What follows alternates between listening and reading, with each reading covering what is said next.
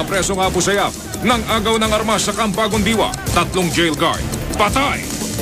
Nakatutok doon live sina Cara David, June Veneracion at Mark Salazar. Nakatutok naman sa mga biktima si Jiggy Manikat. Planong pagtakas ng mga preso nga po sayap. Noon para Pinlano. Nakatutok sa DOJ Live si Joseph Morong. Robert Tarongoy, di pa rin napapalaya. Pamilya niya, tuloy ang dasa. Nakatutok sa Dubai si Rafi Tima at sa Davao City naman si Dan Campilan. Isa sa mga suspect sa Valentine's Day bombing. Umamin sa korte. Halos 300 bahay nasunog sa Navotas at Valenzuela. Pesticide, kumpirmadong sanhi ng paggalaso ng halos 30 bata sa Bohol ayon sa DOH. General Santos City, sinalanta ng buhawi. Mga movie producer, sumugod kay MMDA Chairman Bayani Fernando. Metro Manila Film Fest, may anomalya?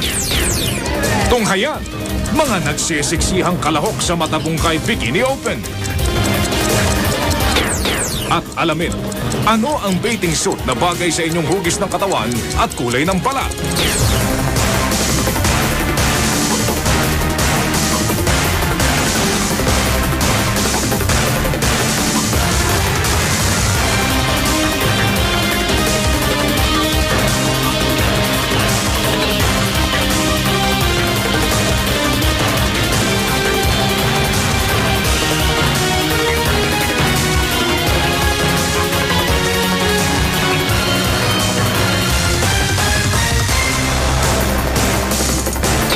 Mula sa GMA Network Center, narito ang walang kinikilingan, walang pinoprotektahan, Mel Tiangco.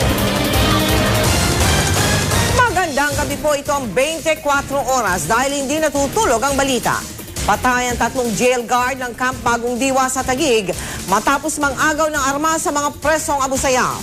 Sa pinakahuling ulat, pinagbigyan na ng mga otoridad ang ilang kahilingan ng mga bandido at hinihintay na lang ang kanilang tuluyang pagsuko. Nakatutok doon live sina Cara David, Jiggy Manikat at June Veneracion. Sa Department of Justice, si Joseph Morong. Sa Camp Crame, si Maki Pulido. At sa Taguig pa rin, si Mark Salazar. Balita tungkol kay Bobby Tarongoy, nasa